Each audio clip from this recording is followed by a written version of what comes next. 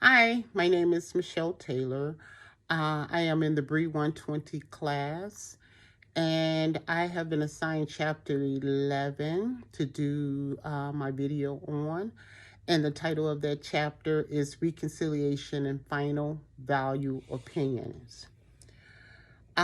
This was a very detailed as well as interesting chapter. This is a chapter that I know deep down that there is a need for me to perhaps revisit this chapter. Again, as an appraiser, um, it does require uh, a substantial amount of information, data per se, is needed. And it's like basically having a check off list to make sure that you have checked off all that is required in order to make this appraisal a success, as well as, to um, determine the value of that home. Um, with this process, appraising as an appraiser, it is so much to learn. It is helpful when you have those that can assist you by, being on time, being there to allow you to come into the property and to share with you any updates to the homes, um, any things that has been, redone to the home, which, helps when you when you're valuing that property. Um, After applying, you know, the approaches to value, an appraiser will end up with more than one indicator of the selected property value. In order for an appraiser to consider all of the evidence that supports the different values of an indicator, the appraiser must review the entire appraisal and make certain that the data used as well as the analytical, the techniques, and the logic, I should say.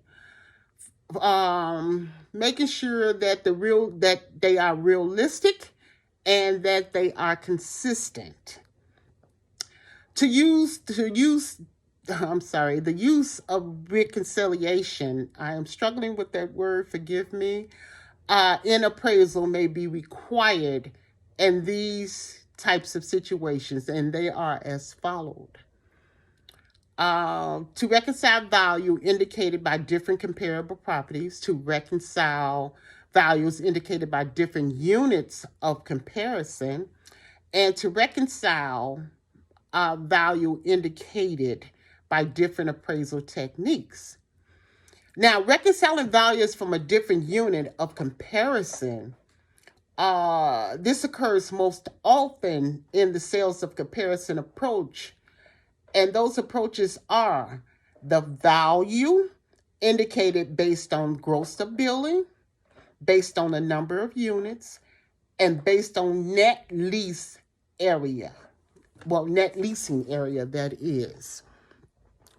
Now, the third situation that may require reconciliation occurs when different appraisal techniques generate different values indicator.